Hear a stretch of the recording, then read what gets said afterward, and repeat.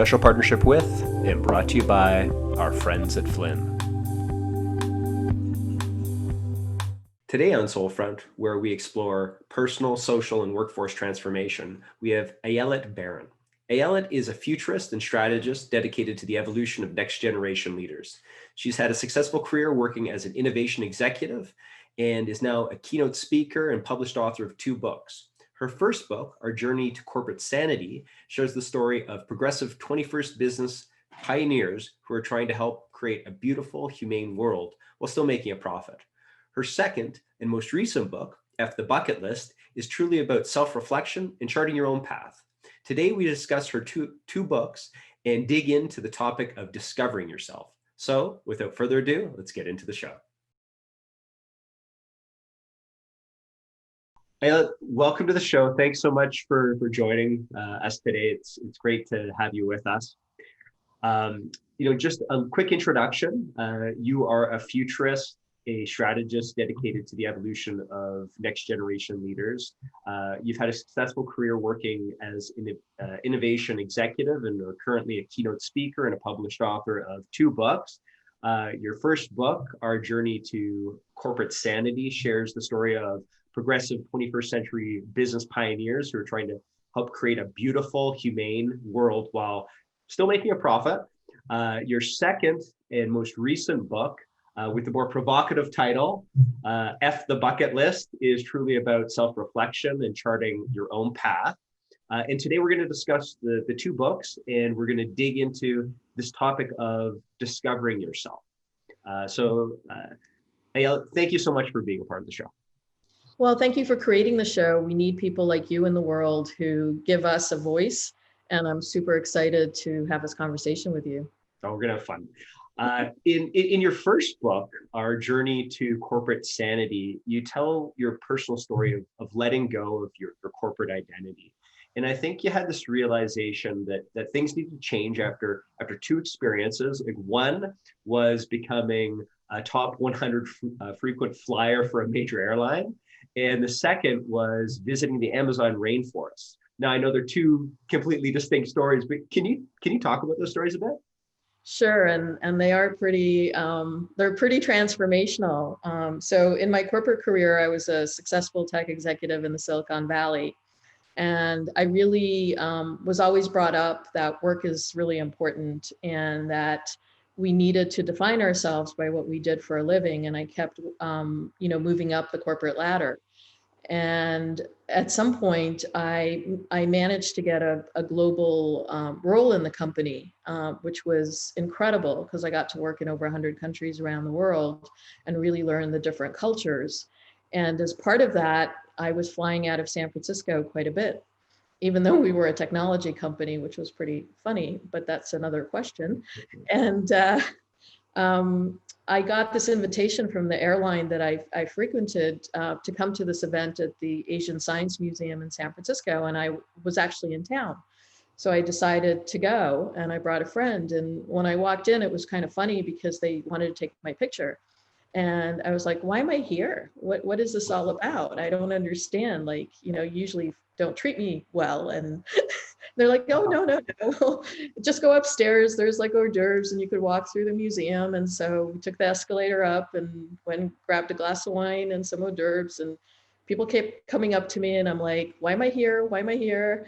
The head of the San Francisco airport was there and all these executives were there. And I was just like, could somebody tell me why I'm here? And then finally this guy comes rushing at me and he goes, Ms. Baron, I'm so excited to meet you. I'm your account manager. And I'm like, I have an account manager? Where were you when I was having problems in Frankfurt? Like I didn't even know I had an account manager. And I looked at him and I said, why am I here? And he said, congratulations, you're one of the top 100 flyers in San Francisco. Oh my God. I looked at him and I actually cursed and I said, I need to find another job. Why did you say that? Because then they had a 4-course meal for us. And I sat around a table and I looked at the people around the table and I was wondering if they were a reflection of me because we all looked exhausted. We all looked, tired. We were all talking about tips about jet lag and sleep. And I was just thinking about like, this is what our life has become. And I started to realize that we can get addicted to being important, and we could get addicted to travel, and we could be addicted to all these metrics of success where you are paying at your own cost because you're tired, you're not eating healthy, you're not resting, you're not seeing your family. It cost me my marriage because I was always on the road, and there weren't a lot of women at the time that were doing what I was doing. And I didn't have like a role that was like HR or marketing. I was part of the business in most of the roles that I had. And I had no one, even though I was married, I had no one really taking care of things while I was away, where most of my colleagues did. And so I would come back from all these trips really exhausted, and then have to take care of the day-to-day things in the home. And so there's a toll for that success. And the rainforest story is kind of a different kind of awakening. Can you talk about that? Yeah, the rainforest story came a couple of years later after that, because I didn't quit my job right away, but it was in the back of my mind that, putting my work instead of my life, ahead of my life, was not sustainable for me. And so it was my birthday. I was out celebrating with some friends, and I got an email from a really good friend of mine. And she invited me to this trip to the Amazon rainforest. But I just kind of looked at the email and put it away. And I thought, boy, I could really use like a spa vacation. Like I never had the Amazon as a bucket list or just a place I ever thought I would go to. I thought I did all my hiking and camping and all that in my younger years. And so when I came home later and I started looking at it, and I saw that it was actually a purposeful trip. It was a trip with Lynn Twist, who's the founder of the Soul of Money and the Pachamama Alliance. And it was taking 17 incredible women into the rainforest to look at maternal health. It was the first time in the history of the Ashwar tribe that the women were rising. And there was a program called the Jungle Mamas that was teaching women to support each other and the men in the tribe. Because when women went to give birth, they would go into the rainforest, and they would either come back with a baby, or they would come back alone, or they would not come back. And nobody would be going in with them. They would be going through this childbirth by themselves. So we were introducing practices based on the Ashwar tribe, not bringing in the Western way. And that trip became more of an awakening for me, because we weren't there to teach, we were there to learn. And that was we were there to listen, we were there to support. And I have a feeling that each one of us got more out of it than the tribe. And for me, walking and getting stuck in the rainforest, like there was a point where you keep your hands in your pockets because you don't know what you're going to grab if you fall. So, and at one point you're going to fall. It's absolutely guaranteed you're going to fall. And you're sinking into the mud, you're sinking into it, and you feel like it's quicksand. And it's really scary. And then the Western women were all wearing like protective gear, but then the Ashwar tribe folks that were with us, they're like wearing barely nothing with machetes, and they come and they lift you out of the mud. And you start getting into the rhythm of the jungle, and you start getting into your own rhythm. What did you discover about yourself in that experience? I discovered how separate I have been brought up to be from nature. That, why did I fear the Amazon? Like, there were snakes, it was unknown to me. And then I realized that I actually dealt with worse snakes in the corporate world. And it was a very awakening experience to be able to see what's possible. And I had an experience there where one night it was like I was walking through the rainforest, and I was told that I have a calling in the world, and that my mission is much bigger than myself. And part of it is to help bring unity into the world, and to do that is to help other people awake to our voice, and to realize that we're not separate from nature, and that we don't need to dominate nature, and we don't need to detox in nature.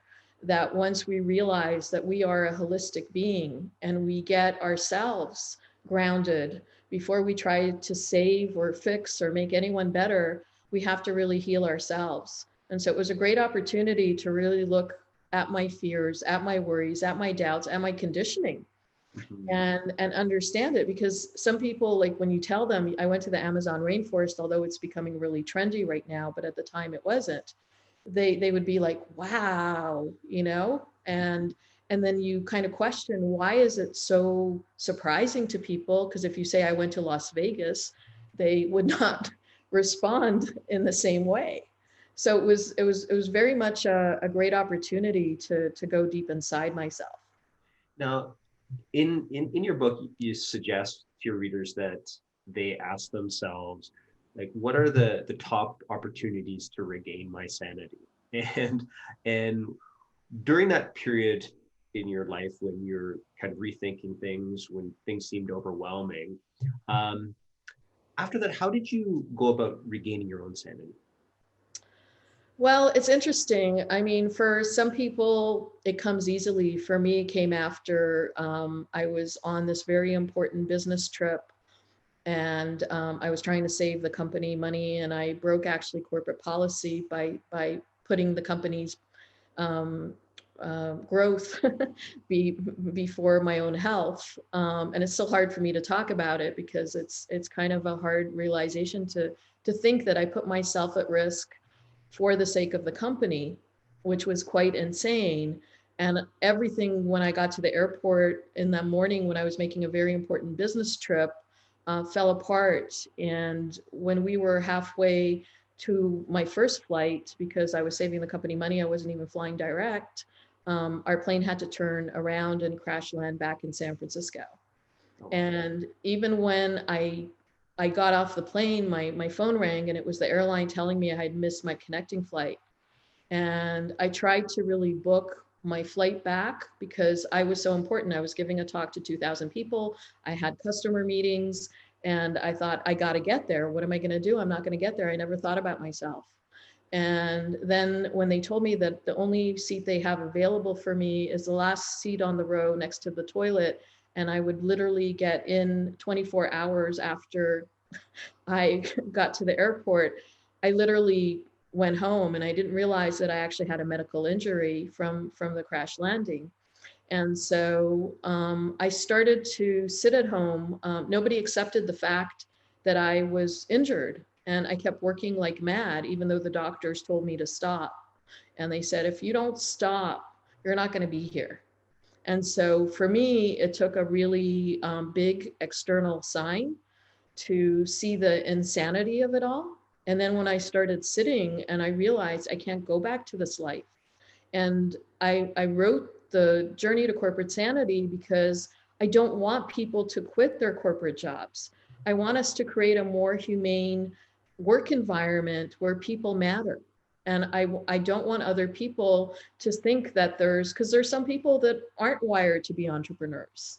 And so wouldn't it be amazing if we had these workplaces where people could come and bring their whole selves and really focus on the purpose of the business, not on the internal politics, not on trying to move up the corporate ladder, but really we came together as a community for what we're creating as a business.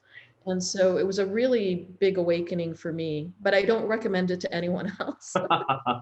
Well, I think like a lot of us don't start questioning what's happening in our lives until we are forced to stop and reflect. And in many ways, we're pre-programmed from this early age on how to think, how to act. And in your books, you suggest that we're pre-programmed to believe in a traditional notion of success. And like you just talked about, like a success that's unhealthy. Like, how do you think society currently measures success? And how should we measure success? Well, again, I think part of what I'm bringing to the world is this ability to question everything. Is I don't know you, you don't know me, and you could only be the best you can be. I could only be the best I can be, and not be able to compete with each other, which is what society makes us do from the time we're children. You know, you come home with a report card. You know, my father said, I didn't care. I don't care. Like, how well did you do compared to everyone else? And so it's ingrained in you from the time that you're a child what success should be, what the truth should be, how you show up. We've been given this manual of success that, if you're lucky enough to be born into a household where you have a house, because many aren't, and that you have parents, which many aren't, we make a lot of assumptions in the Western world about where people are at. But if you're lucky enough to have that, you're given this manual of success that says, you go to school, you make friends, you're popular, you have the pictures from the prom, and you go on vacations, and then you get you go through school, you get the best grades, your parents are proud of you, you get a great education. I mean, just all the steps are mapped up for us. You get married, you have kids, you get the picket fences, you get material things, all these things. And, when you start looking around, you realize that the person who has the most possessions never wins. And it's quite fascinating that the success does not include failures. And I think that if we see life as a journey, if you think about taking your best adventure in your life ever, and it's your own life, it's not a trip to Hawaii, it's not a trip to the Amazon, it's your life. And you start understanding that unless you trek into the unknown, which is the second book in the Bucketlist trilogy, unless we know what happens in the known, but we don't know. We need curiosity, we need imagination, we need to infuse it in children. Instead of just teaching children history and geography and math, let's teach kids to imagine. Let's change the systems that we have, because this manual of success that we were given, I reject it, because no one knows what's in my heart, and no one can tell me that, yes, I've had the most amazing success, I've had the most amazing blessed life according to society, but nobody asked me if I was happy or miserable doing it. And that is only something that you can ask yourself. So failure becomes a really big part of success, because you could try dating different people, you could try living in different places, you could try different jobs, until the things that really resonate with you and lift your spirit. Because if you're in a terrible marriage, just for the kids know it. And the kids will always feel, that they were part of it. And it doesn't matter what it is, we know these things. And so unless we're true to ourselves and to our core, which is a journey of a lifetime, and we can put down the manual of success, because we've been conditioned that there's a certain way, and there isn't a certain way. And I'm actually, it's a great question, Scott, because I'm learning it with the books. I've read almost every, people are sending me manuals about how to launch a successful book, but I don't want to be a best-selling author. I want to touch millions and millions of people who want to be the architects of humanity, who understand that there is a different path, and want to create the next generation of healthy lives, whether it's you having a healthy life and starting your own garden, or if you want to create the next healthcare or the next financial system, or whatever it is, because the systems today do not serve the vast majority of humanity, and we need people to step into it. Well, there are a number of people in your first book that are great examples of transformative of leaders. Can you talk about just maybe one of your favorite examples of a leader who went through kind of a similar awakening experience, like one that transformed them personally, but also in their business? It's so funny because each one of them is my favorite. So, and I'm not saying it because when people told me and shared their story, and I really just asked them one question, and each story just evolved from one question, and each one is beautiful. And even one of them found out just from sharing her story that she was suffering from PTSD her whole life, and went and got help, and it totally transformed her life. And so to me, the spark of the conversation is what's important. But the one that comes to my mind right now, because he just launched something new yesterday, and I'm so excited about it.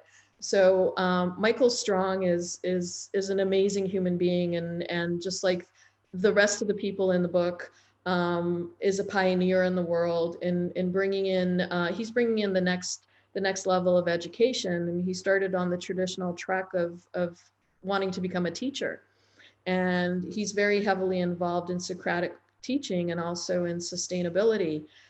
And he went through the same kind of fighting against the system of feeling kind of blocked. And Michael is amazing. He wrote a book with John Mackey, the founder of Whole Foods, and he's written a whole number of books, but his passion is around education. And he kind of looked in his way, and I think he really found his heartbeat now, because he started creating these schools for children to become entrepreneurs. And so I am super excited. And yesterday, I was just retweeting it and posting it.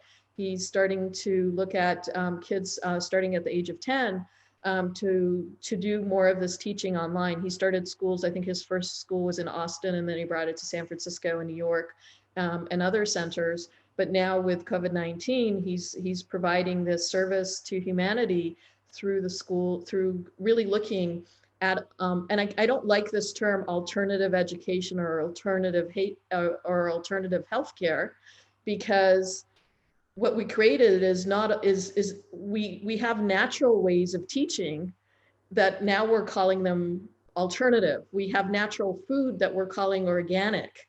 So it's really about going back to basics and people bringing in natural ways of building these new systems in the world. So Michael is one of the pioneers, and I'm going to sneak in his wife, Magatte Wade. And I include them in all my books because I love their story. Magatte is just a force of nature from Senegal, who's a serial entrepreneur, and with a whole kind of inequality and bringing in our whole selves, she is a beacon of light in our world, and together they're just a powerhouse, each doing their work in the world in different ways. But it's lovely to see this relationship of a couple also coming together as true architects of humanity and conscious leaders. That's great. I'll make sure to include them in the show notes. Talking about the natural kind of flow of things and trying to kind of work in that space, it's funny because this pre-programming or conditioning effect on people has been accelerated by social media. Like there's this addictive quality to social media, and I don't know if it's natural. It acts like a drug. It adjusts based on our preferences, our behaviors. It makes it more useful every time you use it. It's more engaging, it's more interesting, and that's why it's more addictive. A concept you discuss in your books is unconditioning. It's a way of letting go of our hardwired and sometimes limiting beliefs. Like, how can we uncondition ourselves, especially in this new social media world? So I think it's an issue of value and really knowing yourself. It's kind of funny, like we love Star Trek, for example, and we love to explore space and exotic places, and yet we're very resistant to exploring ourselves. And when you do put down the manual of success and you start exploring your own self and the voices in yourself and your conditioning and where things stem from, because unless we get to the root cause of, am I scared of this because I'm really scared of this? Or did my father put this fear in me? Or did my ancestors put this fear of me? Or do I think I'm not enough because I really think I'm not enough, which is a limiting belief that many people have? Or is it because a teacher or a traumatic experience taught me that I'm not enough and I always had to compete?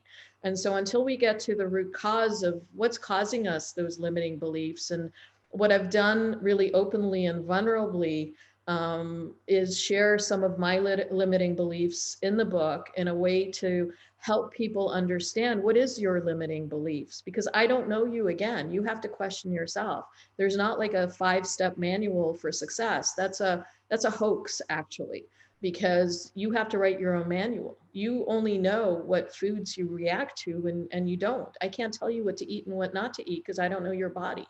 And so what are the limiting beliefs? And a lot of it depends on where you come from culturally.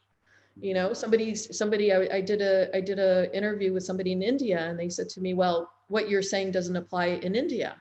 And I said, no, within the current system, it doesn't apply, but for every single person going on their own journey, they can start questioning it and start questioning whether this culture is a trap or the way they want to lead their lives. And it doesn't matter if it's India or the United States or Hong Kong or Africa. It's questions that we have to go deeply. And so the society tells us from a young age what is truth and what is not. And now we're so confused because we don't know what's real and what's fake. And we see all this fear everywhere right now around the world, with people trying to police each other about how to be, instead of like, take the time to find out how you want to be. You don't need to police anyone else. It's part of the conditioning that I have to be right all the time. And so I've gotten into situations where people want to argue, and I let them talk because I can see the pain in them. And then I say, you're right. You're right. And they look at me like I'm crazy because they know they don't believe me that I believe they're right. And I say, but you're right. And they say, no, no, no, come on, Ayelet, come on, let's get into this fight. And I'm like, I don't want to fight. You're right. Now what? Now what are we going to do? How do we let go of that conditioning so we can move on into creation? Because we came to this planet to create, not to fight for survival. That's a story that our ancestors had, and it brought us here. And it's time to thank our ancestors and say thank you. My first memory in life is war. I was 3.5 years old when war broke out in my country. And if the other side would have won the war, I wouldn't be here talking to you. That's how real it is. And I don't want to live in a world of fighting. I don't want to even have spiritual warriors. I want to find our unity, not conformity or uniformity, which is the societal handbook. You must conform, you must comply, and really find the heart-centered people that see the abundant, beautiful opportunities we have on the planet, so we can go create what is possible. We don't have to stay in this house that is rotting and believe that we have to save it or make it better and build a couple of more stories. We have to look and deal with the rats, and the termites and the mold and the asbestos, and get rid of it and say, okay, now what can we build? And imagine how our family life would be, how our children would come to life when we ask them to imagine, rather than instilled with them this fear of how they need to be. And I think that, and recite data all the time. It's insane. Well, I think that, like, in your second book, you ask some of these deeper questions. And after the bucket list, you talk about the bucket list. So what I got from reading your book was that we need to let go of some of what we traditionally value before we can truly understand what matters and what's possible. Like, for you, what does letting go mean? Letting go is fun, because some days are really dark, and some days show up and they're really dark and you just want to give up. And you're going, why is this happening to me? Or what's going on? And I can't manifest whatever, a Tesla in my driveway. I'm just kidding. Because people out there tell you just close your eyes and manifest. And letting go is not listening to the noise of the outside world and making those choices or decisions based on what other people think that you need to do. Letting go means really dealing with your darkness, dealing with the trauma. There is not one person walking this earth or on this planet that does not have any wounds. We may celebrate, athletes or billionaires or philanthropists or business leaders, but every person has had some level of trauma in their lives. Mine could have been war breaking out in my world. For someone else, it could have been their parents fighting when they were 3 years old and experiencing abuse in the household. Every single person has had some level of anguish. And until we each deal with our darkness, with our trauma, not even by ourselves, but asking for help. Like, I even think, like, having these conversations, like right now, it's not just about being on a podcast and you putting something out. You have a passion for what you're bringing in your world. And I'm so grateful that you have decided to create these opportunities for people to come in and have conversations. And you have such a way where you forget that if there's anybody watching, and it just feels like, I'm having this deep conversation with you. And so letting go is just really being present here with you, and having this conversation with you and realizing that it will have ripples without having to think about all these other superficial metrics or ways to be. And so letting go is personal, and it takes a lot of courage to do it. And that's what I'm doing. Yeah, I think you're dead on with the courage. Like, I mean, it's hard to let go.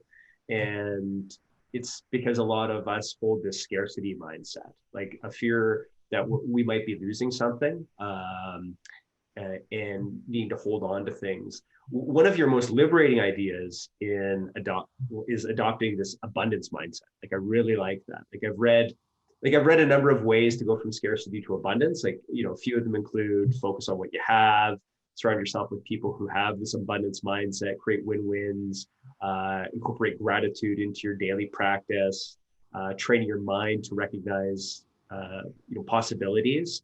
And these ideas all sound good, but when you're stressed, it might not be as easy to practice.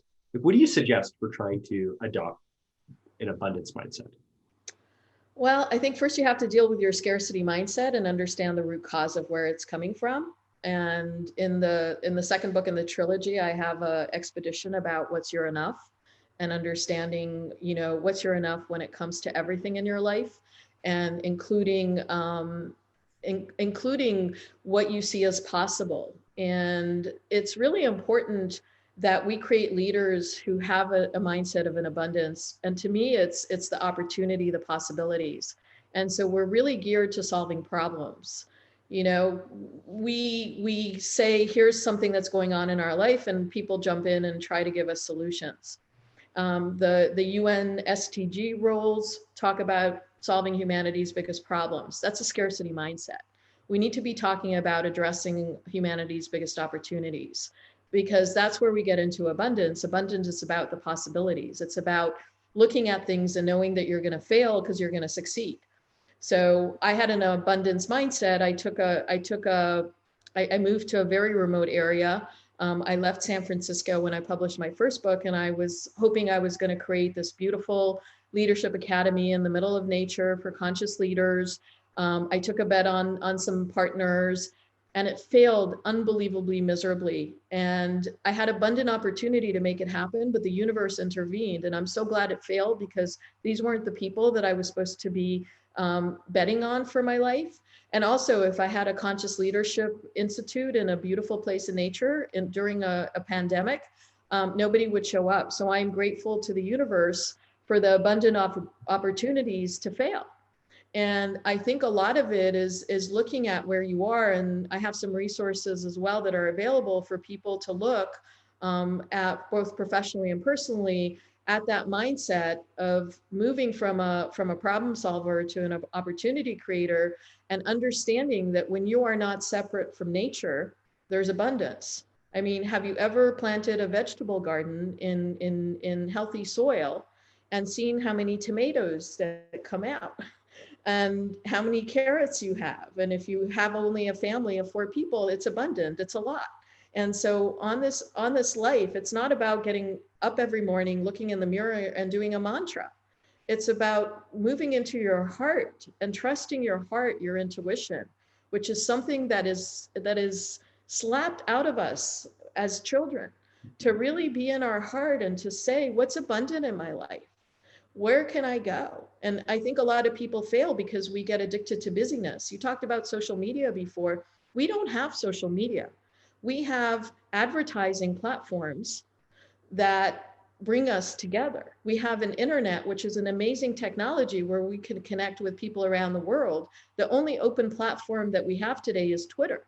Every other platform that we have isn't really social, because it's tied to the old system of monetary abundance for the few.